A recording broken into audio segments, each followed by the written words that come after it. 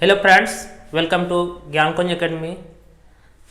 मैं दीपक आनंद आप सभी के बीच आज प्रेजेंट कर रहा हूँ मैथ, जो कि 12th क्लास का है। एक्सरसाइज है 7.1। तो टॉपिक का नाम है इंटीग्रेशन। तो इंटीग्रेशन जो है बहुत ही महत्वपूर्ण चैप्टर है। तो देखिए, ये वाला जो है चैप्टर आपका बोर्ड एग्जाम में कम से कम 40 अंक का आएगा। कितना अंक आएगा? 40 अंक का आएगा।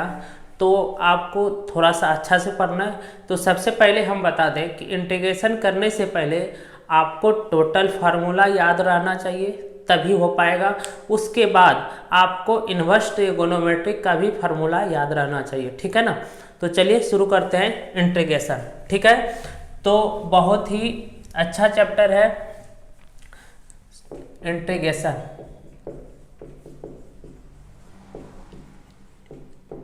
इंटीग्रेशन मतलब कि समाकलन। समाकलन ये बहुत ही इंपॉर्टेंट चैप्टर है। बस आसान है, बिल्कुल आराम से समझ में आएगा। बस आपको जो भी फार्मूला इसके पहले वाला वीडियो में हम फार्मूला लिखाए हुए हैं, तो वो फार्मूला आपको करना है, उसके बाद आप कर लेंगे, ठीक है। तो इंटीग्रेशन शुरू करते हैं। इंटीग्रेशन में सबसे पहली बात 2-4 पॉइंट आपको ध्यान रखना है। क्या है कि देखिए, इंटीग्रेशन को आपको पहले भी बताए थे कि सूचित जो करते हैं हम लोग इंटीग्रेशन को, वो कुछ इस प्रकार से करते हैं। तो देखिए, आपको बेसिक बात बता देते हैं कि, और तो सब टोटल फार्मूला बताया हुआ है कि बेसिक बात ये है कि अगर आपको 2x का इंटीग्रेशन करना हो, किसका? 2x का इंटीग्रेशन करना हो, तो इसका ध्यान रखिएगा, होता है 1/2। अब कैसे होता है आपको बताते हैं। सपोज कि हम लोग 2x का अगर डेरिवेटिव करते हैं, 2x का क्या करते हैं? डेरिवेटिव। तो 2x का डेरिवेटिव क्या होता था? 2x का डेरिवेटिव होता था 2, क्योंकि x के सापेक्ष कर रहे हैं तो 2 होता था, और x के सापेक्ष 2 × 1 मतलब कि 2 ही होता था। क्लियर बात है, यहाँ तक ठीक है। तो कहने का मतलब है 2x का डेरिवेटिव 2 होता था, नहीं कुछ तो हम कह सकते हैं कि यहाँ पे 1 का मल्टीप्लाई है।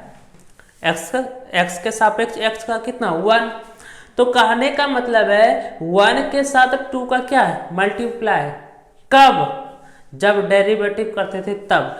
लेकिन जब इंटीग्रेशन कर रहे हैं तो 1/2। तो आपको हम पहले भी बताए कि इंटीग्रेशन जो है डिफरेंशिएशन का जस्ट उल्टा है। तो क्या हो जाएगा यहाँ पे?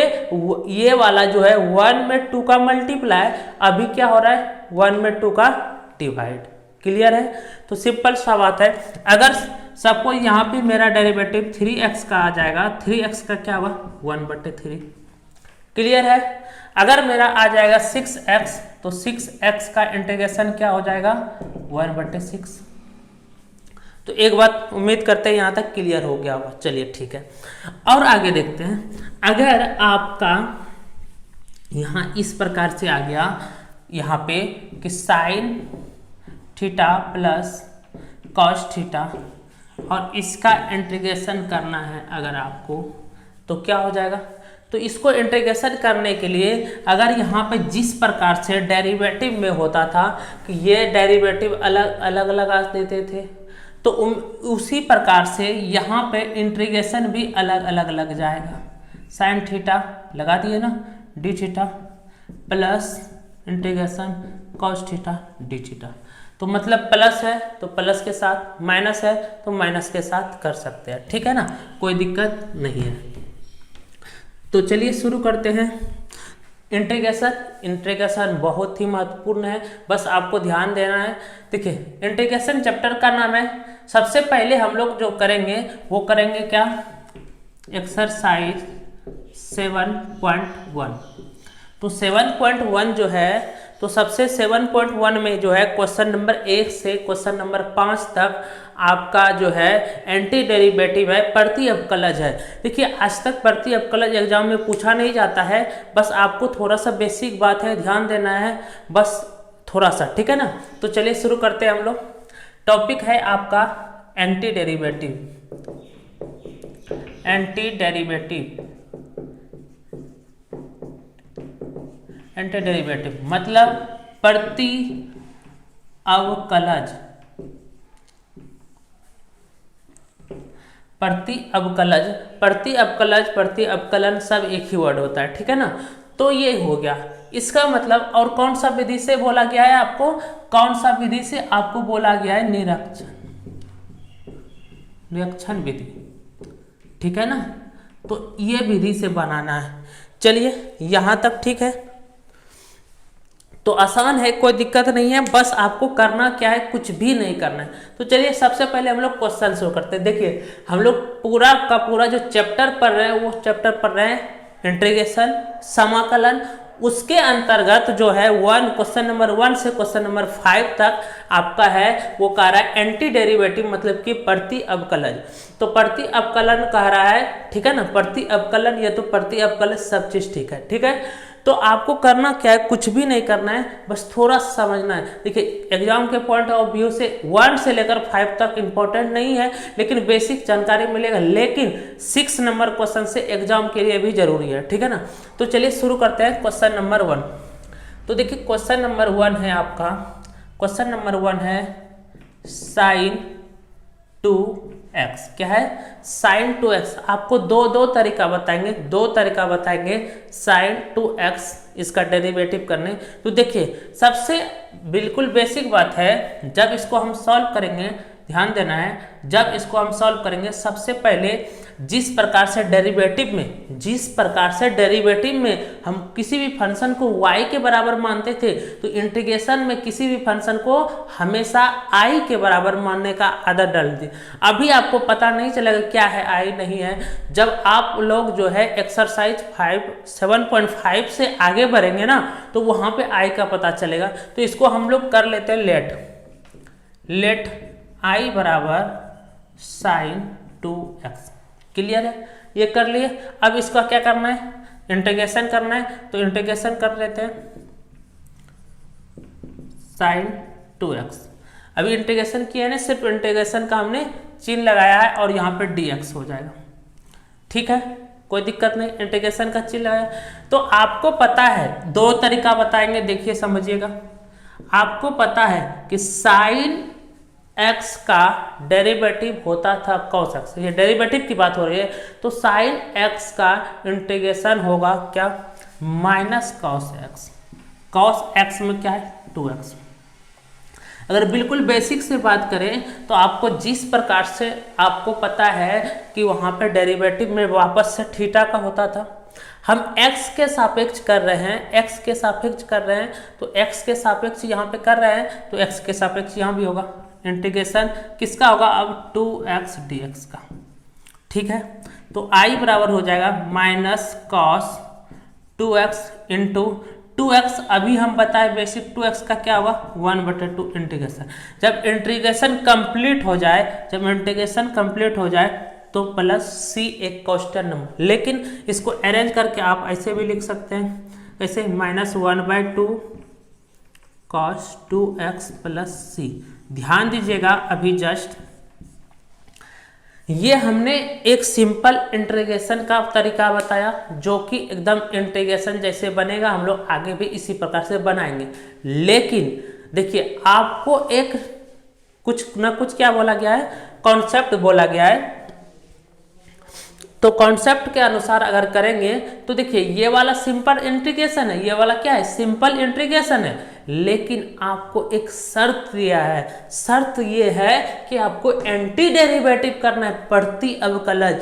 तो आपको बता दें ये प्रति अवकलज नहीं है, ये प्रति अवकलज नहीं है, ये समाकलन है, मतलब कि इंटीग्रेशन है, सिंपल है, मतलब कि सिंपल इंटीग्रेशन है, प्रति अवकलज नहीं है। तो आपको ध्यान दीजिए, समझिएगा, इसको और तरीके से बना सकता है। और तरीका का मतलब ये एक सिंपल सा क्या हो गया, इंटीग्रेशन हो गया, लेकिन एंटी डेरिवेटिव, इंटीग्रेशन ही करना है लेकिन एंटी डेरिवेटिव से। तो अब क्या होगा, उस तरीके से आते हैं। देखिए क्वेश्चन नंबर 1 ही बता रहे हैं। तो देखो सबसे पहले क्या था क्वेश्चन मेरे पास, sin 2x। आपको कुछ नहीं करना है, आप ये सोचिए एंटी डेरिवेटिव का मतलब क्या होता है, सिंस उल्टा, मतलब एंटी डेरिवेटिव का मतलब होता है उल्टे तरफ से चलना। तो शुरू करते हैं इसको सॉल्व करना। sin 2x तो आप ये सोचिए साइन जो है किसका होता है इंटीग्रेशन, मतलब इसी का तो इंटीग्रेशन निकालना है। आप ये समझिए साइन किसका आता है डेरिवेटिव, तो कॉस का, कॉस थीटा में 2x। अब ये कॉस का होता है, इसका डेरिवेटिव कर दो x के सापेक्ष, क्योंकि बोला एंटी डेरिवेटिव ना, ठीक है। अब बताएंगे आप लोग, आप सिंपल सा बताएंगे कि ये वाला जो है कॉस का डेरिवेटिव क्या होता है, डेरिवेटिव बात कर रहे हैं, माइनस साइन x, और x में क्या है 2x, और वापस से किसका होगा डेरिवेटिव 2x का, तो 2x का क्या होगा डेरिवेटिव 2 होगा। क्लियर है, ठीक है। तो आप यहाँ पे ध्यान दीजिएगा, इसको ऐसे भी तो लिख सकते हैं d इंटू कॉस 2x बराबर माइनस साइन 2x इंटू 2, और ये वाला dx जो है उधर चले गया, तो ये क्या हो गया dx मल्टीप्लाई का। इतना बात क्लियर होगा, ठीक है। उसके बाद हमको यहाँ पे क्या करना है, कुछ चीज़ें को अरेंज करना है, वो इधर आ जाएगा। वो इधर क्या आ जाएगा कि यहाँ पे आ जाएगा आपका -1/2। ये जो 2 है और ये माइनस है, ये कहाँ गया बराबर के इस तरफ, तो बराबर के इस तरफ आ गया, तो क्या हो जाएगा मल्टीप्लाई में आ जाएगा d into cos 2x equal to d into cos 2x equal to, इधर क्या बच गया आपके पास साइन 2x dx, ठीक है ना। ये एंटी डेरिवेटिव से हम लोग बना रहे हैं।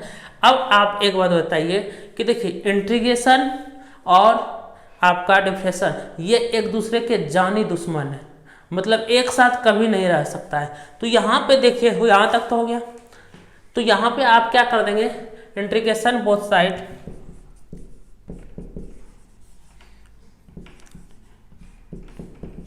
इंटीग्रेशन बोथ साइड,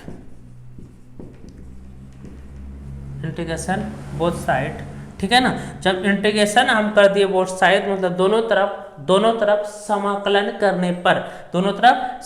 करने पर, तो क्या होगा ध्यान दीजिएगा 1/2 इंटीग्रेशन d cos 2x बराबर integration sin 2x dx। Clear है, ठीक है। तो -1/2। अब देखिए हम क्या बताए कि इंटीग्रेशन और डिफरेंशियल एक दूसरे के जानी दुश्मन है, कभी एक साथ नहीं रह सकता है। तो यहाँ पे डिफरेंशियल, यहाँ पे इंटीग्रेशन, ये एक साथ नहीं रह सकता है। या तो कहने का मतलब ये एक दूसरे का क्या होता है इन्वर्स होता है, एक दूसरे से उल्टा होता है, तो ऐसे भी कट जाएगा, ठीक है ना। तो इंटीग्रेशन और डिफरेंशियल कट जाएगा, तो यहाँ पे बच क्या गया cos 2x बराबर इंटीग्रेशन sin 2x dx। तो बात क्लियर है। अब आप खुद बताइए कि क्या sin 2x का ही तो आपको इंटीग्रेशन चाहिए था, तो sin 2x का क्या आ गया, क्या -1/2 cos 2x, तो यही आपका आंसर हो गया। बस जब इंटीग्रेशन कंप्लीट हो गया तो आप अरेंज करके ऐसे लिख सकते हैं। कैसे लिखेंगे कि sin 2x बराबर sin 2x dx बराबर -1/2 cos 2x plus c। Arrange करके लिखूंगा क्योंकि कंप्लीट हो गया है यहाँ तक, तो क्या लिख दिए प्लस c। तो एक बात बताइए, सिंपल सा बात, ये था क्या एक प्रोसेस, यही वेव हम लोग को चलेंगे। क्योंकि देखिए इतना सा तो छोटा छोटा नहीं आएगा, बीच में बड़ा बड़ा क्वेश्चन आएगा, तो इसका छोटा छोटा पॉइंट इस तरह से आएगा। इस तरह से आपका बिल्कुल क्या हुआ सिंपल इंटीग्रेशन। लेकिन अगर आपको बोला गया है कि एंटी डेरिवेटिव से कीजिए, तो जब एंटी डेरिवेटिव एक शर्त है तो आपको इस प्रकार से करना होगा। कैसे किए, थोड़ा सा हम रिविजन करा देते हैं कि हमको sin 2x का करना था, तो आपको कुछ नहीं सोचना है, या प्लस माइनस एकदम ध्यान नहीं देना है। आपको सिंपल सोचना कि अच्छा sin x किसका होता है डेरिवेटिव, sin x किसका डेरिवेटिव होता है cos x। cos x को पकड़े, cos x का डेरिवेटिव किया, हमको ऑटोमेटिक है minus sin x 2x। Derivative सीखे हैं तो आपको पता होगा कि ये 2 कहाँ से है, क्योंकि 2x का 2 होता है, ठीक है। उसके बाद कुछ भी नहीं किए हैं, बस ये वाला dx को बटे में ले गए हैं, और ये यहाँ से 2 और माइनस को इधर लाए। तो यहाँ पे देखिए इधर मल्टीप्लाई में, इधर हो जाएगा डिवाइड में, ये चीज़ हुआ है। इंटीग्रेशन की है बोथ साइड, और देखिए इंटीग्रेशन और डिफरेंशियल एक दूसरे से उल्टे होते हैं, इसलिए ये दोनों कट गया है, ठीक है ना। तो यहाँ तक हो गया। ये क्या हुआ ये वाला जो हुआ है आपका एंटी डेरिवेटिव है और इधर का जो है इंटीग्रेशन विधि है। तो दोनों विधि से आप कर लीजिए। आपको क्वेश्चन नंबर 1 से लेकर 5 तक यही वाला नियम बोला है, जो कि ये एग्जाम के लिए कुछ भी इंपॉर्टेंट नहीं है। अगर ये वाला नहीं भी समझ में आए तो उतना दिक्कत नहीं लेना है, लेकिन हाँ ये वाला तो समझ में आना चाहिए, ठीक है ना। तो चलिए शुरू करते हैं हम लोग क्वेश्चन नंबर 2। तो जो भी हमारे पास नए बच्चे जुड़े हुए हैं, ठीक है ना, तो चैनल को सब्सक्राइब जरूर कर लीजिएगा और ऑल नोटिफिकेशन दबा लीजिए, ताकि जब जब हम लोग वीडियो अपलोड करें तो आपके पास नोटिफिकेशन पहुंच जाए। और वीडियो को लाइक जरूर कीजिए, ठीक है ना। चलिए शुरू करते हैं हम लोग क्वेश्चन नंबर 2। देखिए क्वेश्चन नंबर 2 आसान है, जिस प्रकार से ये वाला था उसी प्रकार से। क्वेश्चन नंबर 2, क्वेश्चन नंबर 2 में है आपका, क्वेश्चन नंबर 2 है आपका cos 3x। क्या है? cos 3x, ठीक है ना। बताइए क्या आसान है या नहीं? cos 3x। अब समझना है कि cos किसका डेरिवेटिव साइन का होता है, तो हम यहां पे ले लेंगे sin 3x, sin 3x, sin 3x। Clear है? साइन का ही तो डेरिवेटिव cos होता है, क्लियर है, ठीक है। अब बताएंगे, आप खुद बताइए कि साइन का क्या होता है, साइन का डेरिवेटिव साइन का क्या होता है? cos। क्या होता है? cos 3x है तो 3x इंटू ये 3x का भी तो डेरिवेटिव होगा चेंज नियम से, चेंज रूल से, तो क्या हो जाएगा 3x का 3, ठीक है। अब क्या करो, ये 3 को इधर डिवाइड में ले आओ, तो क्या हो जाएगा 1/3 प्लस का 1/3, उसके बाद यहाँ पे 1/3 हो गया, ये वाला क्या हो जाएगा derivative sin 3x equal to cos 3x। Clear है? ये 3 को डिवाइड से मल्टीप्लाई में ले आए, ठीक है। अब क्या करना है 1/3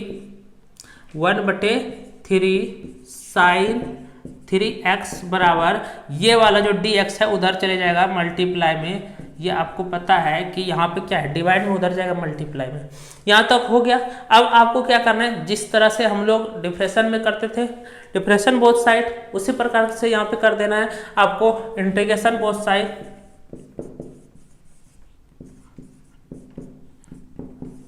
इंटीग्रेशन बोथ साइड, देखिए जो हिंदी मीडियम वाला है उसको लिखेंगे दोनों तरफ समाकलन करने पर, ठीक है ना। तो इंटीग्रेशन बोथ साइड, ठीक है ना। तो देखो क्या होगा, 1/3 integration d sin 3x equal to इस तरफ भी हो जाएगा cos 3x dx। क्लियर है? तो यहाँ से इंटीग्रेशन से ये वाला डिफरेंशन कट जाएगा, क्योंकि एक दूसरे से उल्टे होते हैं। तो यहाँ पे क्या हो जाएगा 1/3 sin 3x कंप्लीट हो गया इंटीग्रेशन, इसलिए प्लस c बराबर इंटीग्रेशन cos 3x dx। बताओ क्या यही चीज का ये चीज करना था क्या? इसी का देखो निकालना था इंटीग्रेशन, क्या तो इसी का निकाल लिए, लेकिन कौन सा विधि से निकाले हम लोग? एंटी डेरिवेटिव से निकाले। तो ये आपका हो गया आंसर।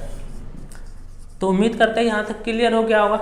बेसिक ये हो गया क्या, एंटी डेरिवेटिव। अगर सिंपल वाला वो वाला तरीका से करते हैं इंटीग्रेशन, जो हम लोग प्रॉपर तरीके से करते हैं, ऑब्जेक्टिव अगर आता है तो कैसे आएगा? सिंपल क्या है cos 3x, तो इसका इंटीग्रेशन करना है ना, सिंपल है। cos का क्या होता है? तो साइन होता है। डायरेक्ट आपको फार्मूला बताएं, थीटा में 3x है। अच्छा, उसके बाद 3x का क्या होगा 1/3 प्लस c। बस एक लाइन में आंसर। क्या बताओ, समझ में नहीं आया? cos थीटा मत सोचो अभी, cos थीटा साइन थीटा होता है, साइन थीटा में 3x। और आपको बेसिक शुरू में बताया 3x का 1/3 प्लस c। बस इतना ही इंटीग्रेशन करना है। लेकिन यहाँ पे थोड़ा सा शर्त है। क्या है? थोड़ा शर्त है तो एंटी डेरिवेटिव्स करने, तो ये इस प्रकार से किए, ठीक है ना। तो यहाँ तक क्लियर है। चलिए उम्मीद करते हैं आप लोग को क्लियर होगा। आगे चलते हैं, शुरू करते हैं आगे क्वेश्चन नंबर 3 की तरफ।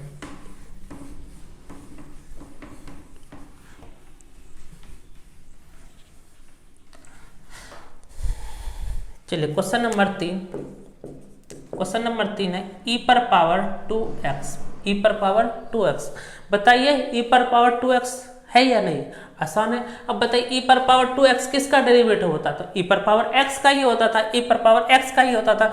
मतलब कि ई पर पावर x का मतलब x के स्थान पे क्या है 2x, इसका भी डेरिवेटिव करेंगे, ध्यान दीजिएगा, इसका डेरिवेटिव करेंगे, ई पर पावर कुछ भी रहे वही होता है, लेकिन थीटा में यहाँ पे पावर में x के अलावा कुछ भी रहता है x का, क्योंकि हम लोग टोटल डेरिवेटिव किसके सापेक्ष कर रहे हैं। देखिए अगर आप डेरिवेटिव पढ़े हैं अच्छे से तो उम्मीद करते हैं आप लोग को कहीं कोई दिक्कत नहीं हो रहा होगा। अगर नहीं भी पढ़े हैं तो मेरा प्लेलिस्ट में डेरिवेटिव का कंप्लीट वीडियो है, तो आप कंप्लीट पढ़ लीजिए, ठीक है ना। तो देखिए अब अगर पावर में कुछ भी है तो 2x का, देखिए बेसिक नियम से चलेंगे तो इसका क्या कहता है, इसका यही कहता है कि 2x का भी डेरिवेटिव होना चाहिए, चेन रूल यही कहता है ना। चलिए तो उम्मीद करते ये सारा चीज तो आप जान रहे होंगे, ठीक है। तो e पर पावर 2x, e पर पावर 2x तो ठीक है, लेकिन 2x का डेरिवेटिव क्या होता है 2। अब ये 2 जो मल्टीप्लाई में कहाँ आएगा, वो यहाँ पे मल्टीप्लाई वो आएगा डिवाइड में, d e पर पावर 2x बराबर इधर क्या बचा, e पर पावर 2x बचा, और ये dx जो है ध्यान देना 2 को हम लाए हैं इधर और dx को ले जा रहे हैं उधर, तो dx को इधर ले आएंगे तो क्या हो जाएगा dx। क्लियर है, ठीक है। उसके बाद हम देख रहे हैं कि आप डिफ्रेशन कर लिए, अब क्या करना है इंटीग्रेशन करना है दोनों तरफ, ठीक है ना।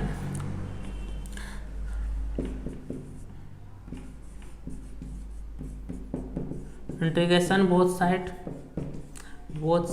कि इंटीग्रेशन इंटीग्रल सब एक ही वर्ड है, ठीक है ना। इंटीग्रेशन बोथ साइड तो क्या हो जाएगा यहाँ पे 1/2, कोई भी कांस्टेंट है वो बाहर हो जाता है, d e पर पावर 2x इक्वल टू, इधर भी इंटीग्रेशन हो जाएगा e पर पावर 2x dx।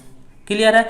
यहाँ से डिफ्रेशन इंटीग्रेशन एक जानी दुश्मन है, एक दूसरे के दुश्मन है, वो एक साथ नहीं रह सकता, मतलब कर सकते कि एक जस्ट उल्टा होता है, ठीक है ना। तो ये कट जाएगा, क्या बच जाएगा 1/2 e पर पावर 2x प्लस c, ठीक है, डेरिवेटिव हो चुका है, इंटीग्रेशन e पर पावर 2x dx। तो ये वाला आपका आंसर होगा। कहीं कोई दिक्कत है क्या, नहीं। ये क्या हो गया एंटी डेरिवेटिव से। लेकिन अगर हमको सिंपल अगर करना होता, देखिए 5 नंबर तक हम क्या बोले आपको, एग्जाम व्यू से थोड़ा सा इंपॉर्टेंट नहीं है, लेकिन आपको बेसिक जानकारी मिलता है। इसको और तरीका से करना था, उसको इस प्रकार से भी कर सकते थे, e पर पावर 2x क्या करना है इसका इंटीग्रेशन, तो आपको बताए थे e पर पावर कुछ भी रहे, इंटीग्रेशन और डिफ्रेशन में कोई चेंज नहीं होता है, e पर पावर x ही रहेगा। और चेंज रूल जिस प्रकार से डिफ्रेशन में चेंज रूल लगता है उसी प्रकार से इंटीग्रेशन में भी चेंज रूल लगता है। अब चेंज रूल से यहाँ पे 2x का भी होगा, दोनों तरीका बता रहे हैं आपको, ठीक है ना, ठीक है। तो e पर पावर 2x हो गया ना, मल्टीप्लाई 2x का क्या होगा 1/2 प्लस c, बताओ कोई दिक्कत है। e पर पावर 2x/2 या तो 1/2 यहाँ आगे लिख दो, अरेंज करने, ये सब तो बात आप लोग जानते हैं। बताओ क्या यही चीज आंसर आया है क्या, बताओ नहीं आया क्या 1/2 e पर पावर 2x प्लस c। तो यहाँ से देखो कितना छोटा सा बन गया, वो ये लाइन कुछ नहीं है, वो यहीं पे आंसर हो चुका है, ठीक है ना। और वही चीज को यहाँ पे एंटी डेरिवेटिव से थोड़ा सा लॉन्ग ले जाना पड़ता है, तो आपको कोई दिक्कत नहीं बनेगा। पूरा एक्सरसाइज जो बनेगा मतलब कि हम लोग का 7.1 से 7.11 तक जो बनाएंगे पूरा का पूरा यही तरीका लगाएंगे। लेकिन यहाँ पे 5 नंबर तक क्वेश्चन क्या है, थोड़ा सा शर्त है, तो शर्त के मुताबिक हम लोग को चलना पड़ रहा है, ठीक है ना। तो उम्मीद करते हैं यहाँ पे क्वेश्चन नंबर 3 तक क्लियर हुआ होगा। तो चलिए शुरू करते हैं हम लोग क्वेश्चन नंबर 4। तो क्वेश्चन नंबर 4 जो है,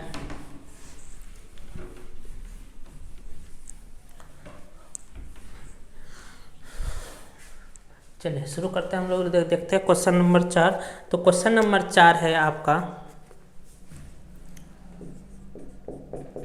क्वेश्चन नंबर 4 है ax प्लस बी का होल स्क्वायर। ये भी आपका क्या है एंटी डेरिवेटिव है, ये भी आपका क्या है एंटी डेरिवेटिव है, ठीक है।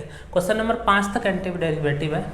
तो अब एक चीज बताइए, एंटी डेरिवेटिव है, आप सिंपल तरीका ये है, समझने का कोशिश कीजिए ax प्लस बी, ठीक है। तो अगर हम बोले कि अगर x पर पावर 5 है, ध्यान दीजिएगा कैसे समझना, अगर x पर पावर 5 है इसका मतलब इसका डेरिवेटिव क्या होगा, क्या होगा x 5 इंटू एक्स पर पावर 4, यही होता है ना डेरिवेटिव। जो भी पावर होता है वो आगे और पावर में एक कम, मतलब n पर पावर x पर पावर n वाला फार्मूला। ठीक है, तो एक चीज ध्यान दीजिएगा, यहाँ जो आ रहा है वो कांस्टेंट नंबर का मल्टीप्लाई को ध्यान नहीं देना है। पावर कितना आ रहा है 4, और इसका डेरिवेटिव कर रहा है क्योंकि एंटी डेरिवेटिव चल रहा है, उल्टा चल रहा है इसका समाकलन। तो उसी प्रकार से ये जो है किसका डेरिवेटिव होगा, ये किसका डेरिवेटिव होगा, ये डेरिवेटिव जो होगा वो किसका डेरिवेटिव होगा, वो डेरिवेटिव कुछ इसका हो जाएगा ax प्लस बी पर पावर 3 का, किसका 3 का। तब तो पावर में, इसमें पावर में एक कम हुआ है तो ये इंटीग्रेशन बना है, ठीक है ना। इसी का तो आपको इंटीग्रेशन निकालना है, किसका निकालना है, इसी का इंटीग्रेशन निकालना है, और वो किसके आधार पे, एंटी डेरिवेटिव पे।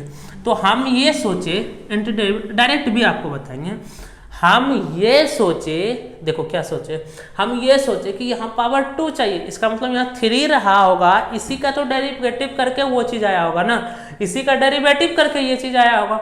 तो कहने का मतलब है कि यहाँ पे 3 देंगे तब तो ये आएगा। ठीक है, अब ध्यान दीजिएगा, बस हो गया। अब आपको थोड़ा देर के लिए समझना है, उम्मीद करते हैं कि यहाँ तक ये सब बेसिक बात आप डेरिवेटिव में अच्छे से पढ़े होंगे कि यहाँ पे कोई भी संख्या पर अगर पावर है, कोई भी संख्या पर पावर है 1 से ज़्यादा, तो इसका मतलब पहले पावर का होता है चेंज नियम से। तो पहले किसका हुआ, ये वाला का, तो पावर का, पावर आ जाएगा, मतलब कि ये इस प्रकार से दिखेगा, आपको इस प्रकार से दिखना चाहिए। उम्मीद करते ये सब जानते होंगे कि x पर पावर 3 है तो इसका क्या होता है 3 इंटू एक्स पर पावर 2 होता है। कैसे होता है तो आप उतना तो डिटेल जाएंगे नहीं। x पर पावर n, तो x पर पावर n के नियम से क्या होता है n into x power n minus 1 होता था कि नहीं, डेरिवेटिव की बात कर रहे हैं। ठीक है, तो यहाँ पे उसी प्रकार से यहाँ पे भी क्या हो जाएगा ax प्लस बी पर पावर 3। अब बात करते हैं, पहले यहाँ पे ये जो है ना x है, ये क्या है, एक थीटा है, थीटा पर पावर 3 है, तो पावर जो भी होता है आगे, और जो भी बेस रहता है, जो भी बेस रहता है उस पे पावर में क्या हो जाता है, पावर में एक कम, पावर में एक कम। ठीक है, लेकिन चेंज रूल कहता है कि नहीं, अगर हम x के सापेक्ष कर रहे हैं, अगर यहाँ थीटा में x है तो ठीक है, थीटा में x है तो ठीक है, अगर उसके अलावा कुछ भी है तो आपको चेंज रूल लगाना चाहिए। तो यहाँ पे तो x नहीं है, यहाँ तो वापस से चेंज रूल लगेगा डेरिवेटिव का, तो इसमें भी चेंज रूल लगा देते हैं। तो क्या है ax प्लस बी, क्लियर है। ठीक है, अब ध्यान दीजिएगा, ध्यान ये देना है आपको कि ध्यान यहाँ पे ये देना है कि यहाँ जो होने वाला है वो क्या है 3ax प्लस बी पर पावर 2, क्लियर है, यहाँ तक 3ax प्लस बी पर पावर 2।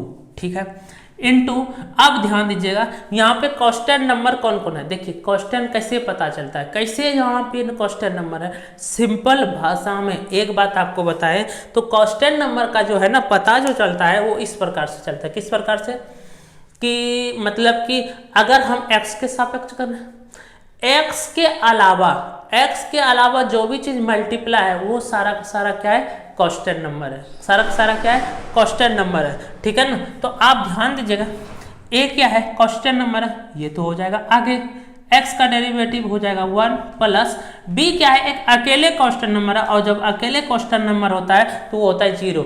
ये सारा चीज हमको बताने, उम्मीद करते हैं बताने का कोई जरूरत नहीं, क्योंकि पूरा का पूरा ये क्या है, एक डेरिवेटिव है, और डेरिवेटिव अगर दिक्कत है तो आप प्ले लिस्ट में जाके देखिए। ठीक है ना। अच्छा, ये तो सॉल्व करके आया किसके बराबर, क्या इसी के तो बराबर आ रहा है x प्लस बी पर पावर 3। ठीक है, यहाँ तक ठीक है। अब क्या करना है कि ये वाला dx को उधर भेजना है, या तो पहले से उधर से ही बुला लेते हैं इधर। तो कहने का मतलब है, ध्यान देना नो, यहाँ पे क्या हुआ d upon dx ax plus b पर पावर 3 इक्वल टू 3 है, यहाँ पे a प्लस 1, a प्लस क्या है a इंटू 0 क्या हुआ a प्लस 0, a ही रहेगा, और ये वाला 3 कह सकते हैं 3 इंटू ax प्लस बी पर पावर 2। एक्स्ट्रा चीज देखो, मेन क्वेश्चन ये था, तो ये जो मेन क्वेश्चन है वही तो यहाँ रखना है, बस एक्स्ट्रा जो भी बचे बराबर के इस तरफ बुला लेना है। तो ये वाला चीज 3a बराबर के इस तरफ आएगा, 3a बराबर के कुछ इस तरफ आ जाएगा, तो ये वो 3a क्या हो जाएगा 1/3a, 1/3a 1 बटे क्या हो जाएगा 3a, क्योंकि ये मल्टीप्लाई में इधर आएगा तो डिवाइड में, उसके बाद d a x plus b पर पावर 3। क्लियर है? चलिए यहाँ देखिएगा, तो ये वाला जो 3a था मल्टीप्लाई में वो आ गया डिवाइड में, और ये जो डिवाइड में है उसको ले जाएंगे मल्टीप्लाई में, मतलब इधर क्या बच जाएगा ए एक्स प्लस बी का होल स्क्वायर, और ये जो डी एक्स है इधर डिवाइड में वो हो जाएगा क्या मल्टीप्लाई का। ठीक है, तो जो चीज़ यहाँ है, जो चीज़ प्रश्न चाहिए था वही चीज़ तो आ गया है, बस क्या करना है आपको इंटीग्रेशन करना है। तो यहाँ पे कर देंगे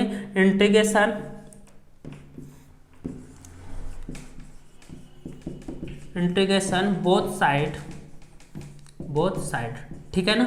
इंटीग्रेशन बोथ साइड कर देंगे तो क्या हो जाएगा, दोनों तरफ इंटीग्रेशन हो जाएगा 1/3a integration d a x plus b का whole cube equal to integration a x plus b का होल स्क्वायर डी एक्स। तो आपको पता है कि इंटीग्रेशन और डिफरेंशिएशन एक दूसरे का उल्टा होता है, तो ये कैंसिल हो जाएगा, आपका आंसर क्या हो जाएगा 1/, यहाँ पे थोड़ा सा इधर लिख देते हैं, आंसर हो जाएगा क्या 1/3a ए एक्स प्लस बी पर पावर 3। और जब कंप्लीट हो चुका है आपका इंटीग्रेशन तो प्लस सी एक क्वेश्चन नंबर एक्स्ट्रा कर देंगे, इक्वल टू ये हो जाएगा ए एक्स प्लस बी का होल स्क्वायर डी एक्स। तो क्या इसी चीज़ का इंटीग्रेशन चाहिए था, क्या इसी चीज़ का चाहिए था, और इसी चीज़ का ये आ गया। ये क्या हो गया आपका एंटी डेरिवेटिव तरीके से, ये क्या हो गया एंटी डेरिवेटिव तरीके से। लेकिन इसी को हम एंटी डेरिवेटिव से ना करें तो बहुत छोटा सा हो जाएगा, डायरेक्ट अगर करें इंटीग्रेशन, अगर डायरेक्ट ए एक्स प्लस बी का होल स्क्वायर करें डायरेक्ट तो क्या होगा, सिंपल है कि इसको अलग अलग करना है। जो भी देखिए इसको किस तरह देखना है, एक्स पर पावर 2 के तरह देखो। तो एक्स पर पावर 2 इंटीग्रेशन में आपको डायरेक्ट बताए जो भी पावर है उसमें एक जुड़ जाएगा बटे उतना, मतलब कि ए एक्स प्लस बी पर पावर एक जुड़ जाएगा, 2 में कितना जुड़ जाएगा 1/2 + 1, ठीक है ना। और वापस से क्या होगा, वापस से चेंज रूल से फिर किसका होगा, इसका भी होगा, तो इसका भी करेंगे तो कितना a x plus b x d x integration होगा। तो देखो यहाँ पे क्या होगा ए एक्स प्लस बी पर पावर 3/3 इंटू चेंज रूल से सिंपल सा वही बात है कि जो चीज़ आपको बताए थे कि ए जैसे 2x का इंटीग्रेशन करना है, ध्यान देना 2x का इंटीग्रेशन करना है तो 2x का जो मल्टीप्लाई है ये 2 मल्टीप्लाई में तो यहाँ पे 1/2 होता है। उसी प्रकार ये a क्या है कांस्टेंट है, x के साथ अगर a है तो वो क्या है कांस्टेंट है, तो यहाँ पे क्या हो जाएगा 1/a, और ये कोई वाला क्या है b क्या है कोई एक संख्या है, b क्या है कोई एक संख्या है, तो ये हो जाएगा आपका क्या 0, ठीक है ना। कोई भी संख्या का इंटीग्रेशन भी 0 होता है और डिफरेंशिएशन भी 0 होता है, तो मतलब कि ये 0। अब बताओ क्या a का मल्टीप्लाई होकर यही चीज बन जाएगा क्या, तो इतना सारा ना करते हुए सिंपल सा इतना भी कर सकते हैं, ठीक है ना। तो दोनों तरीका से कर सकते हैं। देखिए कहने का मतलब है यहाँ पे हम लोग क्वेश्चन नंबर 1 से लेकर 5 तक कुछ शर्तें दिया हुआ है, वो शर्त है क्या एंटी डेरिवेटिव मतलब कि प्रति अवकलन। तो प्रति अवकलन से करने का तरीका ये था, प्रति अवकलन से करने का तरीका क्या है इस प्रकार से, कुछ प्रकार इस तरह से, यहाँ तक आ गया, ठीक है। लेकिन अगर हमको सिंपल वाला करना है तो बताओ 2 लाइन में हो गया या नहीं, 2 लाइन में हो गया।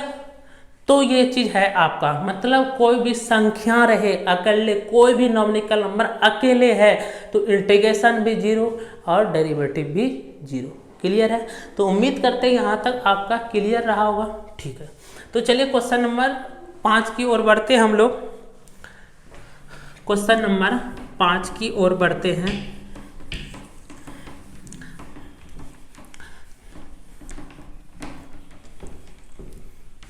तो दोनों तरीका आपको बता दे रहे हैं, तो दोनों से आपको कर लेना है, लेकिन चलिए ठीक है, चलिए शुरू करते हैं हम लोग। क्वेश्चन नंबर 5 की ओर बढ़ते हैं। क्वेश्चन नंबर 5 है, क्वेश्चन नंबर 5 है आपका sin 2x - 4 e पर पावर 3x। तो इसका आपको क्या करना है, सम इंटीग्रेशन करना है। ध्यान दीजिएगा, इसको ऐसे कर सकते हैं, इंटीग्रेशन कर सकते हैं, यहाँ तक मैं उम्मीद करते हैं कोई दिक्कत नहीं। इंटीग्रेशन का हमने सिर्फ चिल लगाया है और सॉल्व किया है, ठीक है। ध्यान दीजिएगा ये क्या है, इस प्रकार से क्वेश्चन है, तो हम इसको लिख सकते हैं आई बराबर, ध्यान दीजिएगा आई बराबर, यहाँ अगर माइनस है, क्या माइनस है क्या, हाँ माइनस ही है, अगर यहाँ माइनस है तो भी कोई बात नहीं है, प्लस है तो भी कोई बात नहीं है। इसको हम लोग अलग अलग डेरिवेटिव लगा सकते हैं, ध्यान दीजिएगा इसको इस प्रकार से लिख सकते हैं साइन 2x dx लगा दिए, मतलब ये इंटीग्रेशन इसमें भी लगा दिए, माइनस है तो माइनस 4e⁻3x dx, मतलब दोनों में इंटीग्रेशन हम लोग अलग अलग लगा दिए, यहाँ तक ठीक है, कोई दिक्कत नहीं है। अब देखो आई बराबर आप लोग लिखने का आदत डाल लीजिए, क्योंकि जब हम लोग एक्सरसाइज 7.5 से 7 करेंगे ना तो थोड़ा सा क्या होगा, आई का बहुत बड़ा यूज होता है वहाँ पर, ठीक है। अब आप बताएंगे बिल्कुल एकदम बेसिक तरीका से साइन का इंटीग्रेशन क्या होता है, फार्मूला तो याद रखना होगा, साइन का क्या होता है, कॉस होता है, ठीक है। साइन का क्या होता है, कॉस होता है 2x। लेकिन एक चीज़ बताइए, ऐसे अगर आपको याद नहीं भी है ना, ऐसे याद रखिए कि साइन का डिफरेंशियल क्या होता था, cos x होता था, ठीक है ना। लेकिन यहाँ पे क्या होगा, माइनस का होगा, क्या होगा, माइनस का होगा, क्या होगा, माइनस का होगा, ठीक है। उसके बाद वापस से 2x का होगा, वापस से किसका होगा, वापस से 2x का होगा, चेंज नियम के अनुसार, माइनस है तो माइनस। ये जो 4 है, 4 एक कांस्टेंट नंबर है, 4 को बाहर करके e⁻3x dx, हम बिल्कुल हम बेसिक से आपको समझाना चाह रहे हैं कि ताकि हम ये सोच के चल रहे हैं कि आप लोग बिल्कुल कुछ नहीं जान रहे, जो जान रहे हैं थोड़ा सा आप धैर्य रखिए, आपके लिए भी बेटर होगा, और जो नहीं जान रहे हैं तो उसके लिए तो बेटर होगा ही होगा, तो दोनों के लिए होगा, थोड़ा सा ध्यान दीजिएगा। तो यहाँ पे क्या हो जाएगा, आई बराबर minus cos 2x into 2x का इंटीग्रेशन 1/2 होता है, माइनस 4, यहाँ पे ई पर पावर कुछ भी रहे, इंटीग्रेशन हो या डिफरेंशियल वही चीज़ रहता है। उसके बाद यहाँ देखो 3x, वापस से डिफरेंशियल के तरह तरीका समझो कि ई पर पावर अगर x के अलावा कुछ एक्स्ट्रा है इसका भी तो करना होता है ना, ठीक है। तो आई बराबर क्या हो जाएगा, minus cos 2x into 1/2 minus 4 into e⁻3x, और 3x का वापस से 1/3, अगर कंप्लीट हो गया है तो प्लस c, क्या कंप्लीट हो गया डेरिवेटिव तो प्लस c, एक कांस्टेंट नंबर या तो प्लस के दे सकते हैं। तो यहाँ पे ध्यान दीजिएगा, क्या ये 1/2 अरेंज करके लिख देते हैं, माइनस 1/2 cos 2x और माइनस 4/3 e⁻3x प्लस के, या तो प्लस सी, ये आपका क्या हो गया आंसर, क्लियर है ना। जब समाकलन कंप्लीट हो जाता है तो आप के देंगे, देखिए ऐसे याद रख सकते हैं कि साइन का क्या होता था, साइन का होता था कॉस, कॉस का क्या होता था माइनस साइन, कॉस का वहाँ पे माइनस साइन, यहाँ पे साइन का क्या होता है, यहाँ ध्यान देना, साइन का क्या होता है कॉस, अच्छा, लेकिन माइनस का उल्टा, ठीक है ना। तो उम्मीद करते हैं यहाँ तक आपका इम्पोर्टेंट उतना नहीं था, ये वाला थोड़ा सा तो इम्पोर्टेंट है, लेकिन अब जो है आप लोग का क्वेश्चन नंबर 6 जो चलेगा ना, बहुत बहुत इम्पोर्टेंट है, तो इसको ध्यान रखिएगा, ठीक है ना। और अच्छा लग रहा है वीडियो को लाइक कीजिए, जो भी मेरे साथ नए बच्चे जुड़े हैं चैनल को सब्सक्राइब कीजिए, और किसी भी तरह का अगर आपको परेशानी होती है तो कमेंट में आप जरूर बताइएगा, ठीक है ना। चलिए शुरू करते हैं हम लोग आगे क्वेश्चन नंबर 5 की ओर, क्वेश्चन नंबर 5 तो कंप्लीट हो गया। अब यहाँ से आपका ये वाला एंटी डेरिवेटिव का था, एंटी डेरिवेटिव थोड़ा सा था, हमको भी पता है कि आपका थोड़ा सा समझ में नहीं आया होगा, लेकिन हम दोनों तरीके से आपको बता दिए हैं, तो दोनों से अगर करेंगे तो आप कहीं कोई दिक्कत कोई परेशानी नहीं होगी। चलिए शुरू करते हैं हम लोग क्वेश्चन नंबर आगे की ओर। क्वेश्चन नंबर 6, 7, 8, 9, 10 ये सारा का सारा आपका इंपॉर्टेंट है। क्वेश्चन नंबर 6 देखिए क्या रहा है, इंटीग्रेशन 4e⁻3x + 1 dx, ठीक है ना। चलो तो इसको सॉल्व करते हैं। सिंपल, अगर कोई भी क्वेश्चन आ जाए इंटीग्रेशन में तो आई के बराबर मानने का एकदम आदत डाल लो, और अगर कोई भी क्वेश्चन आ जाए इंटीग्रेशन में तो आई के बराबर, और डिफरेंशियल में वाई के बराबर मानने के लिए आदत आप लोग अभी से डाल लीजिए, ठीक है ना। तो इसको क्या कर लेंगे, लेट आई बराबर इंटीग्रेशन 4e⁻3x + 1 dx, ये क्लियर है। अब देखो इसको हम लोग बिल्कुल बेसिक से आपको समझाना चाह रहे हैं, इसको कैसे कैसे कर सकते हैं। देखो ये 4 क्या है, कांस्टेंट संख्या है, या तो ऐसे लिख सकते हैं 4e⁻³ dx, बीच में प्लस है तो प्लस इंटीग्रेशन इसके साथ भी लगा देंगे, इसके साथ भी 1 dx, dx का मल्टीप्लाई इसमें भी, dx का मल्टीप्लाई इसमें भी।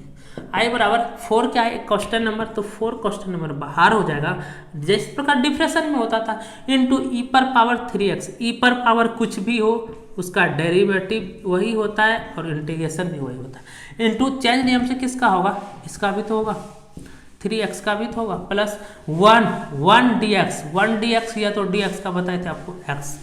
अभी c नहीं देंगे क्योंकि यहाँ पे एक इंटीग्रेशन अभी बचा हुआ है, तो यहाँ पे क्या जब 4e⁻³ इंटू 3x का 1/3 प्लस x और प्लस c, ये आपका आंसर हो जाएगा। ठीक है ना, बस आप अरेंज करके लिख सकते हैं 4/3e⁻³ plus x plus c। तो उम्मीद करते हैं आपको समझ में आया होगा। तो बिल्कुल हम इसको और 2 लाइन कम कर सकते हैं, और 2 लाइन कम कर सकते हैं, लेकिन आपको समझाने के लिए हम अभी शुरुआत है, क्योंकि ये बिल्कुल आपके लिए नया है, इंटीग्रेशन है, तो हम इसलिए शुरुआत है एकदम बिल्कुल एक लाइन करना की है अलग। बताओ यहाँ 4 को अलग दिखाएं, यहाँ e⁻ क्या, e⁻x को वापस से हम 3x को 1/3 कर सकते थे क्या, क्योंकि डेरिवेटिव का नियम है। तो आपको थोड़ा सा हम बिल्कुल आराम से कोशिश किया समझाने का, तो उम्मीद करते हैं यहाँ तक समझ में आ गया होगा। चलिए ठीक है ना, तो क्वेश्चन नंबर यहाँ पे अच्छा से आप लोग देख लीजिए, क्वेश्चन नंबर 7 की ओर चलते हैं। क्वेश्चन नंबर 7, ठीक है ना, तो क्वेश्चन नंबर 7 जो है आपका, क्वेश्चन नंबर 7 बहुत ही आसान है। x² 1 - 1/x² dx। देखिए ये अलग अलग तरीका से कर सकता है, सब कोई अलग अलग तरीका से कर सकता है, तो चलो जैसे होगा आप जैसे चाहे वैसे कर लो। हम क्या कर रहे हैं, पहले इसको i बराबर मान लें, क्या कर लेते हैं, i बराबर मान लेते हैं, तो लेट i बराबर x² 1 - 1/x² dx। क्लियर है ना, ठीक है, मान लिए। मानने के बाद क्या करना है, ये जो मल्टीप्लाई में है इसको पहले तो मल्टीप्लाई कर दो, ये मल्टीप्लाई कर दो x² माइनस ये x² इंटू 1/x, ये मल्टीप्लाई कर दिए 1/x² dx। ठीक है ना, और सारा चीज़ है मल्टीप्लाई ही आसान होगा, x² से x² कैंसिल होगा। इसका मतलब i बराबर क्या बच गया, x² और dx माइनस यहाँ पे क्या है 1, क्या बचा हुआ है 1 dx। दोनों में इंटीग्रेशन हम अलग अलग तरीके से लगा दिए। क्लियर है, ठीक है। अब x² का इंटीग्रेशन देखो, इंटीग्रेशन x पर पावर कुछ भी रहे, जो भी पावर है उसमें एक ज़्यादा बट वो सकता, बेसिक से चले तो यहाँ पे ऐसे x पर पावर 2 प्लस 1, जो पावर होता है वही नीचे आता है। ठीक है, माइनस यहाँ पे 1 का क्या होगा, x के सापेक्ष कर रहे हैं तो x प्लस c। इसको थोड़ा सा सॉल्व कर सकते हैं, x³ 2 + 1 कितना हो गया 3 माइनस x प्लस c, ये आपका आंसर हो गया क्वेश्चन नंबर 7। तो उम्मीद करते हैं क्वेश्चन नंबर 7 कंप्लीट हो गया। तो ये सारा चीज़ क्या है, बेसिक है, इसी प्रकार से आपका क्वेश्चन आएगा ऑब्जेक्टिव और 2 अंक का। तो आप इससे यहाँ पे अच्छे से देखिए, कहीं भी किसी भी तरह का अगर आपको दिक्कत हो रहा है तो आप कमेंट कीजिए, ठीक है ना। तो चलिए यहाँ पे मिटा देते हैं, ये क्वेश्चन नंबर 7 आपका कंप्लीट हो गया। क्वेश्चन नंबर 8, क्वेश्चन नंबर 8 थोड़ा सा इंपॉर्टेंट है। क्वेश्चन नंबर 8 क्या है, integration ax² plus bx plus c dx। ठीक है ना, ये वाला आपका क्वेश्चन है नंबर C। देखो क्वेश्चन ये तो हम लोग कर लेंगे आसान से, कोई दिक्कत नहीं है। आपको डेरिवेटिव में ऐसा क्वेश्चन मिला था, इंटीग्रेशन में भी ऐसा आया है। तो देखिए सबसे पहली बात है कांस्टेंट को पहचानने सीखना। अगर कांस्टेंट को पहचानने सीख गए ना तो फिर कोई दिक्कत नहीं ऐसा क्वेश्चन करने में। कांस्टेंट नंबर जो है आपका वो है ABC। कैसे पता चला सर, तो देखो अगर यहाँ dx, बात समझिए, ये बहुत बड़ा इंपॉर्टेंट पॉइंट हम बोलने जा रहे हैं। ये जो है ना dx, x यहाँ पे x के सापेक्ष, मतलब यहाँ x के अलावा जो भी बचेगा वो क्या होगा, कांस्टेंट नंबर होगा, वो क्या होगा कांस्टेंट नंबर। अगर यहाँ पे DC लिख दे तो C के अलावा यहाँ पे जो भी बचेगा वो कांस्टेंट, ठीक है। तो इसको हम लोग इस प्रकार से लिख सकते हैं, इसको कर लेते हैं, लेट I बराबर integration ax² plus bx plus c dx, कोई दिक्कत नहीं है। इसको पहले हम बिल्कुल आपको एकदम नुन्नू की तरह अलग अलग समझा देते हैं। इसको अलग अलग कैसे करेंगे, देखो integration ax² dx plus integration bx dx plus integration c dx, मतलब सब में इंटीग्रेशन अलग अलग लगा दिए, ठीक है, यहाँ तक ठीक है। उसके बाद आगे देखो क्या करें, जो भी कांस्टेंट नंबर है, जो भी नॉमिकल वैल्यू का मल्टीप्लाई है, उसको क्या करना है, आगे कर देना है। तो यहाँ पे a है, यहाँ पे कांस्टेंट नंबर क्या है a, तो यहाँ पे a को आगे कर दिए a² dx प्लस यहाँ पे b है, उसको आगे कर दिए x dx प्लस यहाँ पे क्या है c है, c को भी आगे कर दिए dx। उसके बाद ध्यान देना a का तो a रहेगा इंटू x² का क्या होगा, जो भी पावर है उसमें +1 और पावर बटे उतना, ठीक है ना, प्लस b यह रहेगा, x पर पावर कुछ भी नहीं है तो क्या है 1 है, इंटू क्या होगा x पर पावर 1, पहले का इंटीग्रेशन कर रहे हैं तो +1 बटे क्या हो जाएगा 1 + 1, क्लियर है। प्लस यहाँ पे क्या है c कांस्टेंट नंबर, आपको बताए थे dx का इंटीग्रेशन क्या होता है, सिंपल सा x। अगर इंटीग्रेशन आपका कंप्लीट हो गया तो क्या दे देंगे +c, तो ठीक है। I बराबर आपका जो आने वाला है वो इस प्रकार से आने वाला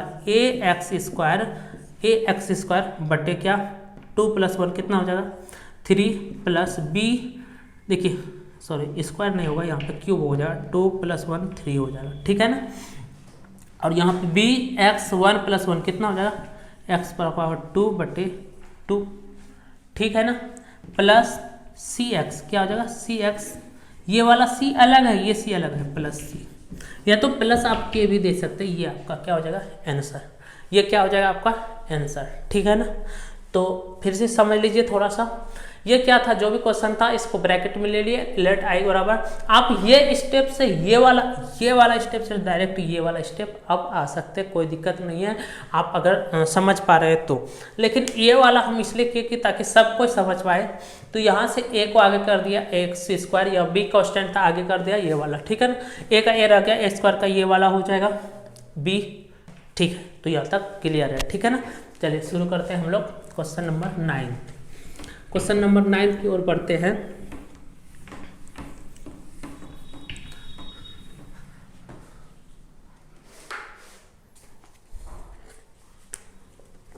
क्वेश्चन नंबर 9, तो ध्यान दीजिएगा क्वेश्चन नंबर 9 क्या है, इंटीग्रेशन 2x² प्लस e पर पावर x dx, ठीक है ना, ये क्वेश्चन है क्वेश्चन नंबर 9। तो ये वाला है, तो आप क्या करेंगे, लेट कुछ भी नहीं करना, I बराबर मान लेना है, I बराबर मान लेना है 2x² प्लस e पर पावर x dx, e पर पावर x dx, ठीक है ना। चलो यही तो है, ठीक है यही है, अब कुछ भी नहीं करना है, ये वाला हो गया।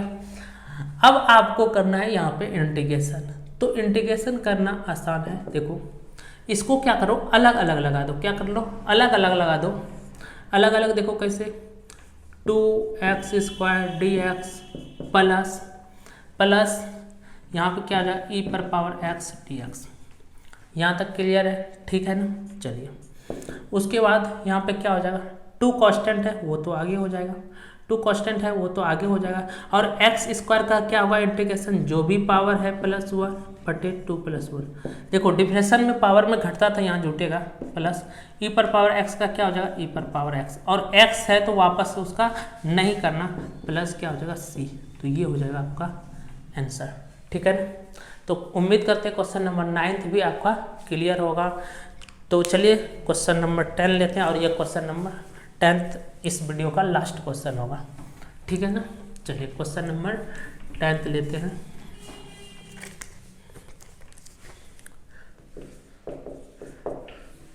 क्वेश्चन नंबर 10 है आपका integration √x plus 1 minus √x का क्या है होल स्क्वायर dx, ठीक है ना। तो ये जो क्वेश्चन है, तो देखिए आपका यहाँ पे क्या हो रहा है, a माइनस बी का होल स्क्वायर, क्या हो रहा है, a माइनस बी का होल स्क्वायर। तो उम्मीद करते हैं आप लोग a माइनस बी का होल स्क्वायर जान रहे होंगे। a माइनस बी का होल स्क्वायर होता है a square plus b square minus 2ab। बस इस पे खोल देना है। तो यहाँ पे क्या हो जाएगा, i बराबर रूट अंडर x माइनस 1 बटे रूट अंडर x का होल स्क्वायर dx। तो i बराबर क्या हो जाएगा, a square root under x का स्क्वायर प्लस बी स्क्वायर 1 बटे रूट x का होल स्क्वायर माइनस 2ab। ठीक है ना। तो यहाँ तक है और dx।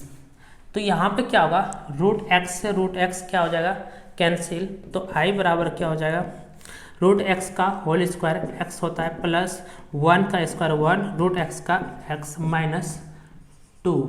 ठीक है ना, और dx। तो यहाँ पे आपको क्या करना है, ये इंटीग्रेशन इसमें भी लगाना है, इसमें भी लगाना है, इसमें भी लगाना है, अलग अलग लगाना है। ठीक है ना। तो देखिए यहाँ पे कैसे लग जाएगा, i बराबर x dx प्लस 1 बटे x dx माइनस 2 dx। क्योंकि ये 2 क्या था, एक कांस्टेंट नंबर था। 2 क्या था, एक कांस्टेंट नंबर था। कांस्टेंट नंबर हमेशा क्या होता है, आगे होता है। ठीक है ना। चलिए, तो यहाँ तक ठीक है।